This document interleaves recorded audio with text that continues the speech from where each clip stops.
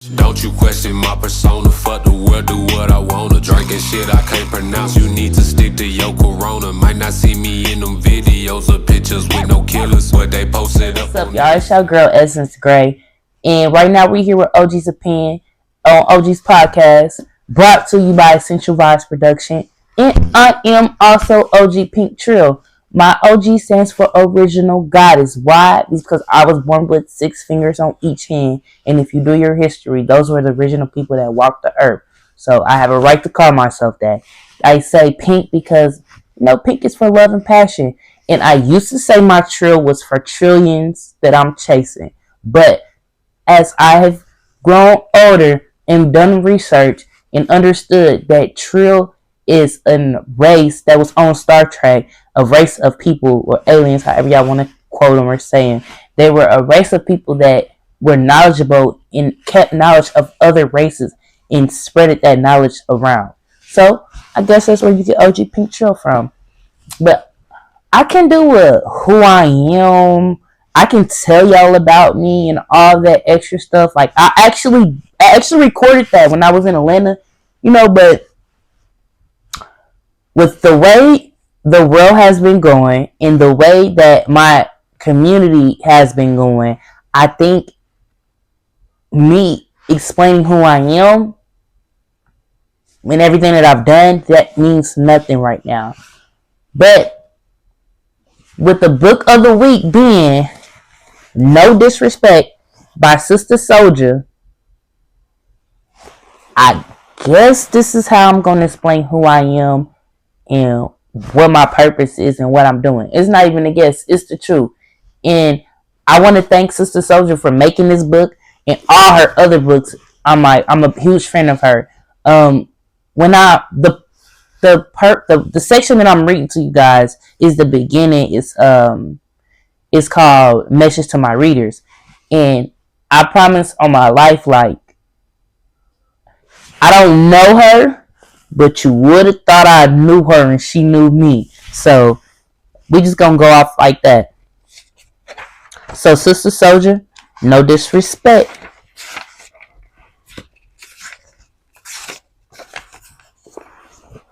To a new era of understanding and action rooted in honest, open, and sometimes painful talk between people.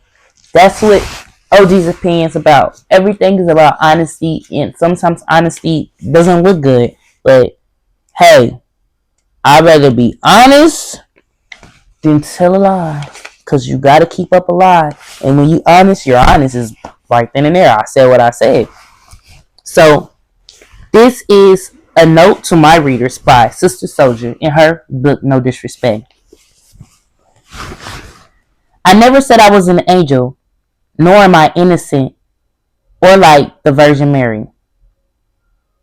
What I am is natural and serious, as sensitive as an open nerve on an ice cube. I'm a young black sister with an unselfish heart who overdosed on love long ago. My closest friends consider me soft-spoken. Others say I have a deadly tongue. And while it's true, I have a spicy attitude like most of the ghetto girls I know, I back it up with a quick, precise, and knowledgeable mind. My memory runs way back, and I am inclined to remind people of things they like to forget. Most sisters and brothers born into the confusion of North America who emerge into positions of leadership do less because we're saints in the perpetrated European sense, and more because we have an intense ability to feel in the African sense. We feel not only for ourselves, but for entire African family. We feel our people's pain, their torment, their joy, their happiness. We feel the spirit of our ancestors who challenged us to be more than what white society gives us as standards and limitations. So everything, I believe, is to be extreme. Yet none of my critics can deny that the conditions of African people in America and throughout the world are extreme. No matter how backwards and negative the mainstream view an image of black people, I feel compelled to reshape the image and to explore our many positive angles because I love my own people. Perhaps this is because I've been blessed with spiritual African eyes at a time when most Africans have their eyes poked out. I see the beauty and talent in my people in all areas of life. Our potential is infinity. I humbly thank God for this vision because I've seen African people, young and old, overlook themselves for the span of lifetime. I've seen beautiful, original, deep-tar men whose appearance and spirit resonate with the representation of the power of God, feel small in the presence of frail, pale-spirited midgets. I've seen big-eyed, hyperactive black children sit side by side in classrooms with white children who feel superior because they had a greater ability to sit still. Meanwhile, African children have a greater amount of energy that, if loved and shaped, can have led this European world out of its cold, twisted, and belligerent behavior. So, like most ghetto girls who haven't yet been turned into money-hungry, heartless bitches by a godless, money-centered world, I have a problem. I love hard, maybe too hard, or maybe it's too hard for my people without structure. Structure in the sense of knowing what African womanhood is. What does it mean? What is it supposed to do for you? How do you judge a man? An African man. Then again, what is an African man? What are the criteria? What is a man supposed to do? What is his relationship to his family? What is his family? Is it a group of people who watch television together? Or is it a group of people who are allowed to yell at one another? Wake up the next morning and pretend that it never happened? Is a family supposed to have a functional in society? But hell, who knows what society is? Is society a group of people who go to work all day for pennies just so they can eat and be healthy enough to go to work tomorrow? While we neglect and sometimes even refuse to talk about all of these obvious but critical issues, young black women and men wander around in stupidity and ignorance, glorify stupidity, all dressed up in Nike sweatwear and shoes. The result, when uninformed young African males and females grow up, we become uninformed black adults who engage in relationships in which love is war. At the end of our confessions is a condition, and mentally we have all passed it down. It is mentally that functions with or without our permission, on both conscious and subconscious levels. We do not discuss this problem enough. It is a problem rooted in a forbidden topic. The forbidden topic is slavery and the behavioral, mental, spiritual, and money problems that created. You know the little episode in history that lasted only 5.5 centuries, which means 555 years, which represents only 22 generations of black folks, sisters sold away from sisters, brothers sold away from brothers, wives separated from husbands, and many of them raped by white men who deny fathering racially mixed babies. That African languages were illegal to speak. Reading was illegal to learn. Writing was illegal too. African gods were illegal to worship. African ceremonies were illegal to perform. African beliefs and values were life-threatening to practice. Blacks were not paid for their work. Fighting against these conditions verbally, physically, and legally could be punished by death. Loving one another meant a lifelong of unending pain and grief. African unity was shattered, as was the capacity for collective organizations. This is why, even today, most black folks find it hard to stick together. Even the ones who yell African unity, the loudest find it difficult to rate themselves in an unacquired inner self-hatred. This goes hand in hand with a deep-seated jealousy of one another. Almost all African folks in America find slavery a hard thing to discuss. Many avoid the subject and insist that was then and now is now. They seem to believe that we are not still feeling its overwhelming effects, that racism is still not a powerful system in force in our lives. But of course, slavery consequences still affect us. That is why, to this very moment, we have such difficulties relating to one another. It is why there is a shortage today of strong, virile black men in America. Before slavery, we as African people had an understanding and answers for most of our life's basic questions. Our life's beliefs, values, and rules were deeply rooted and clearly understood and respected by our communities. We celebrated life and encouraged and loved one another. We had strong families, schools, organizations, and nations. We governed ourselves and had well-functioning economies, conducted trade, enjoyed sports, and took part in meaningful entertainment. We lived side by side with other Africans who spoke many languages and honored various traditions. We were not without problems, of course, but we managed to work them out amongst ourselves. During and after slavery, most of us Africans were stripped of our knowledge to answer even the simple question of life. A lot of blacks were called educated, are so European in their ideas and approach and actions that they can no longer speak to their own people. Their proposed solutions to our problems are no longer accepted because they are alienated to our adapted culture and traditions. A few of our people make a serious attempt to live a true African lifestyle, but often become so different from what blacks have been taught is normal that majority of our people still cannot understand them.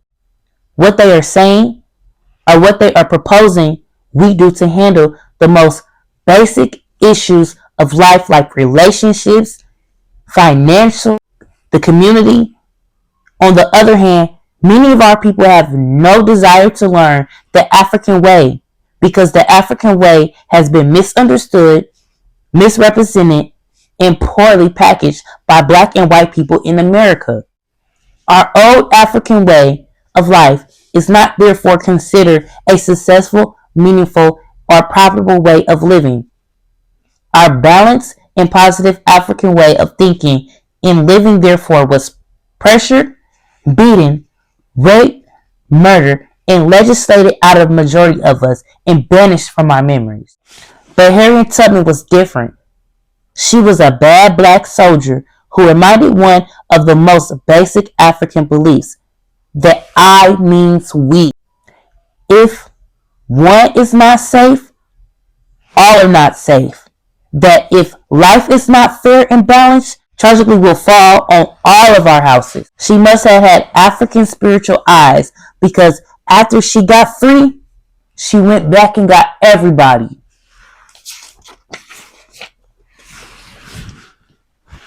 She could have just chilled in the north, built a white house with a white picket fence, got a light-skinned husband, and died with her fingertips in a jar of skin whitening cream. But she didn't. She marched her big black ass back through the woods 1,000 miles, half in the dark, and went back to get her African brothers and sisters. And she didn't just extend a warm hand and a warm smile. She didn't tell them the dream of the milk and honey on the other side. She knocked on the door of the slave cabins in the middle of the night with her gun cocked and said, "It's time for us to go. And then when the scared, whipped, and physically emasculated black men and women shook with fear, refusing to go, she understood their state of mind and still put her gun to their heads and said, either you come with me tonight or you die right here tonight. It's freedom or death. Mm. But that was love. Or was it violence? Was this democracy or the racial ravings of an egotistic terrorist? Should these slaves have had the right to vote on the matter, or should they have yielded to force? It is with this kind of spirit and that kind of love that I live my life and offer this book, which deals with an African woman and man in America and the ability to and love one another in a healthy, life-giving relationships. I am especially concerned with the African female in America, the ghetto girl whom nobody tells the definition of womanhood, or manhood for that matter. So she slips in and out of relationships, getting chopped up physically, spiritually, and sometimes even physically. She has been taught very little about what structure and family really means. Learning as she goes through each experience, her life is a collage of mistakes, scars, and smiles. Maybe when she's 28 or so, just maybe, she figures out what being a woman really means. But she won't tell anybody because nobody told her. Like a worn out shoe, she throws on polish and won't even admit the dumb shit she did because it's too far embarrassing. She can't believe she was so stupid. So she quietly hides the abortions, the stab wounds, and the lies about a man she's had. She puts a band-aid over the broken pieces of her heart, puts Revlon on everything else, and faces the world like perfume on shit with a fake smile and a fake sense of security. But Souljah won't hide. I won't hide because my Bible says, whom too much is given, much is expected. And I already told you I was blessed with spiritual eyes. To hide would be too costly. The cycle of pain that comes to young women and men from not knowing what simply continues as usual. Plus, I finally figured out what it takes many people a lifetime to discover. I figured out to love myself, to understand my value, my power, to please God. I must add to the good in the world and not the evil. This understanding makes me willing to handle the embarrassment of telling myself by exposing my experiences, the experiences of many people around me. I hope and pray that many African men and women will gain the understanding of love and life, that they will have a chance to save themselves the pain of ignorance. I hope they will be able to avoid making the same mistakes, especially our youth, who are the most precious souls. By showing you myself and my friends who came from various backgrounds, privileged and unprivileged, I'm letting parents see the real lives that their children must prepare for. Too many parents have no idea what their daughters are doing and little concern of what their sons are doing.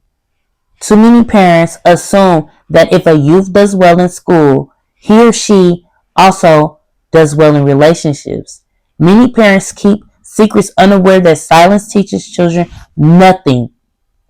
Too many parents avoid looking at the way that they have raised their children to fail, to be destined to repeat the same mistakes.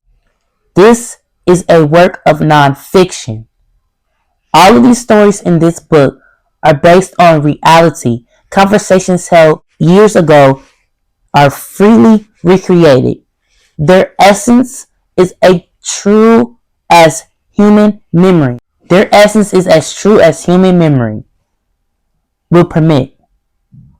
The names as well as certain details have been changed to protect the innocent and the guilty and to avoid embarrassing anyone other than myself.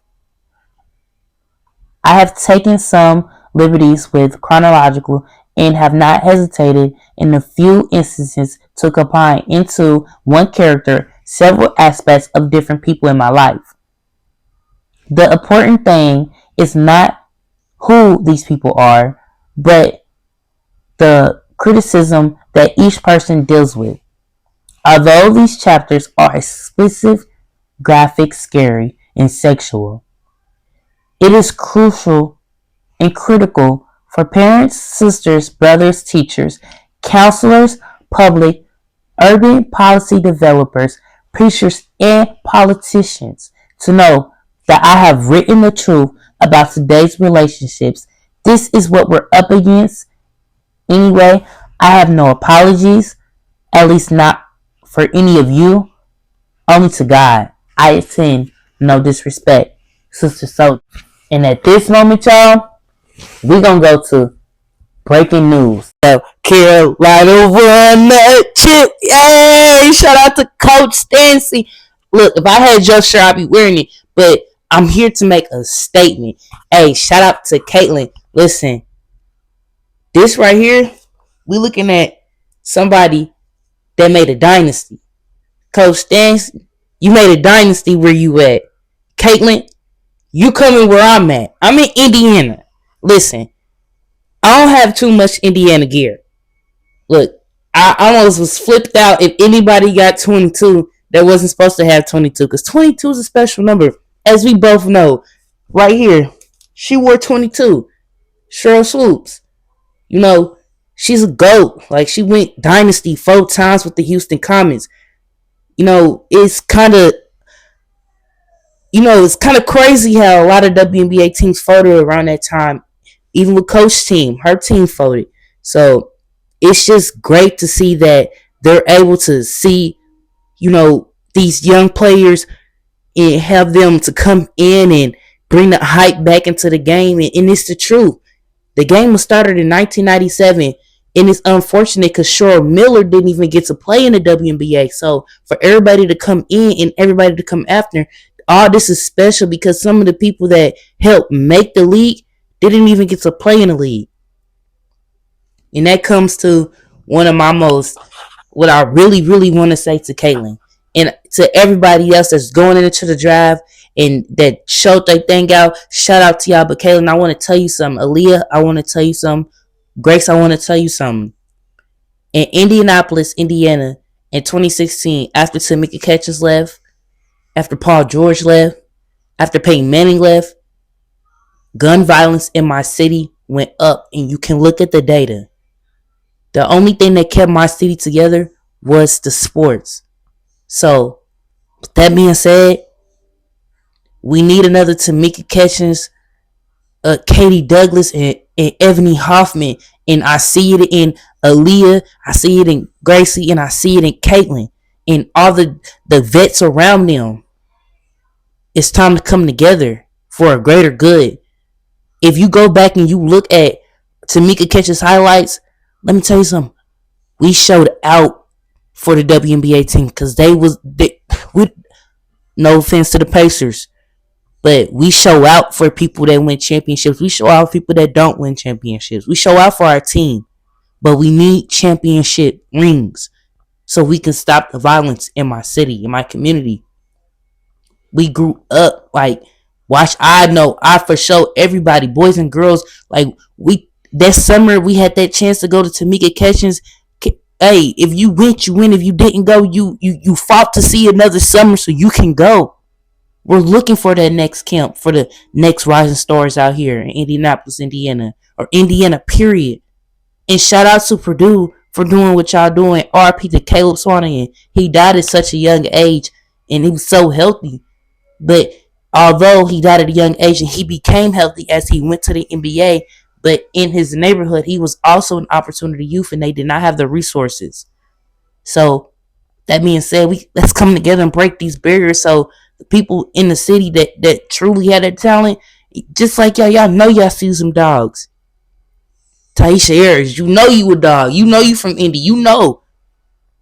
Let's come back and let's do this shit. Let's do it right. And shout out to Coach for everything that she said. Cause the Most High is definitely real. He's definitely real. The God she serves is definitely real. And the youth is rocking with you. Long as you give a youth an opportunity and you give them security, I promise you it's so much more that they can do. Thank you, Coach. Thank you, Caitlin. Thank you, Angela. Thank you, LSU.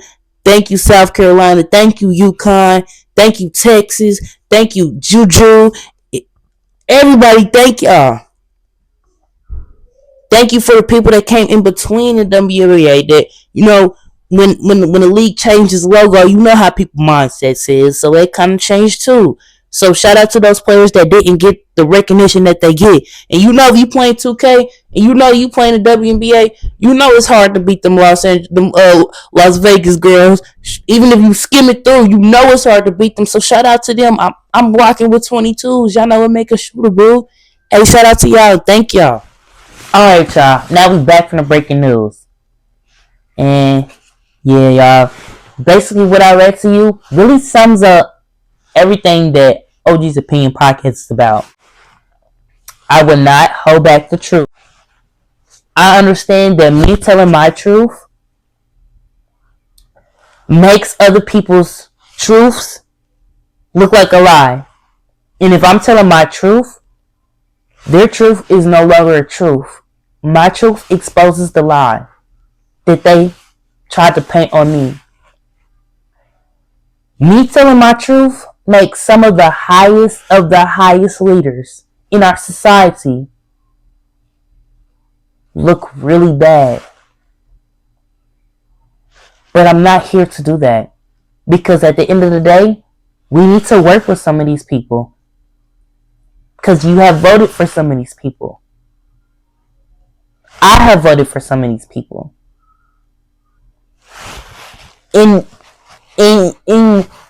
For my generation, it took me years to say I wanted to vote. I didn't even want to vote. I was forced to vote. Let's just be all the way above. I was told if I didn't vote, I would lose my job. So I had no choice but to vote. And I still lost my job. Corporations is crazy, y'all. But like I said in my post before, it's necessary. I will not be the first, or I am not the last person. Hence, shout out to Regina King for dropping Shirley, because I needed to see that, because Miss Shirley in her mentee, oh my God, I faced some of the same backlash, but probably even worse. But I can't say that because I don't know. But me seeing that, it gave me hope to keep going. Y'all. So with that being said, the word of the day is grind. Let me pull up my grind thing right here. I don't know if you can see it, but it's right here. And basically, grind is a verb. And that verb means to perform repetitive tasks over and over up till you obtain the goal. So we're going to be grinding until we obtain our goal. And my goal with this podcast is to open up eyes. My goal with this podcast is to have people come on and share their stories. That way, they're also being heard. And it can go to the highest of the system. And they can be able to hear your stories. And we can possibly come together as a community and help fix what systematically we feel is wrong. And for my youth community leaders, y'all, I know y'all all seen ghetto stories. Now, come on now. Now, the whole purpose of ghetto stories was, I think, that we tend to skip over the Uncle Set Boosie character and the Uncle Set Webby character down. And what he said, you niggas is so simple-minded. The only thing that separates you is a fucking track inside of town. Now, I'm going to say this. It's so many youth leaders that I have wanted to work with in Indianapolis. But they have subjected themselves to a side of town and said, if you're not on my side of town, I'm not messing with you. And what justice does that do for you to be a leader in the community if you're not willing to work with people just because they're not on your side of the town and they did not grow up on your side of the town? That's what gets people messed up. Now, me and Josh Merrow from two different sides of town. And we're totally aware of this, but we don't care. But we can work together and come together. And we can get issues spoken on. It does not matter that he comes from the far east side of Indianapolis or he represents the far east side of Indianapolis and I represent what I represent. It doesn't matter. None of that matters. Because at the end of the day, they will take your hood away from you and put us in the same hood. Then what? Now we ain't got no choice but to come together. When we could have came together then. Now they done took your hood and moved you into my hood. Now what? What you gonna go tell the people that's around you to be for me and me? No. Now they trying to make that happen. When we can come together and it could be something totally different. Now, like I said, I'm down to work with anybody who's down to work with me. I'm down for it. I clap for change. I'm the type that clap for change. But only if you have change. I don't want I work with Essence just to get where I'm at. No. I want you to say you work with Essence to get where community is supposed to be at. Don't say you work with Essence because you work with Essence. Don't say that. Because I'm going to look at you crazy like, what did me and you do? Who do we help? Who do we save? Don't say that. Don't use me. If you're going to use me, say me and Essence did this together and we helped this out. Like me and Josh. Me and Josh came together and we showed y'all what we are under the same organization, two different entities, two different sides of town. But me and him came together in peace and showed y'all what it looks like to come together, no matter the side of town, because the side of town I represent and the side of town he represents, they've been beefing since way back in the day, but who cares? That has nothing to do with us. What happened back in the day has nothing to do with my generation, but we're the ones steadily having to fix it. Because you guys simply won't say, I'm sorry, or simply won't change, or simply stop the bullshit. Y'all want to keep it up. Y'all want to paint certain people a certain way, in a certain light. No. That would not happen no more. And this is the first episode to OG's podcast. Y'all tap in with me or tap in or tap me in. However y'all want to do it, y'all. It's up and I got so much more to say. But this is just the first episode. And I will have live, guests, breaking it down. And I will have some people that tap in. So if you want to come on, you can come on. If you want to tap in, hey, you can tap in on the phone and we can have a conversation like that. But either way it go, this is for the community. This is what we're about, having these real hard, painful conversations that nobody wants to have, but they are necessary. And thank you for tapping in. And oh yeah, the book of the week is No Disrespect by Sister Souljah. Tap in. Thank y'all for tapping in. My persona, fuck the world, do what I wanna. Drinking shit I can't pronounce. You need to stick to your corona. Might not see me in them videos or pictures with no killers, but they posted up on their side.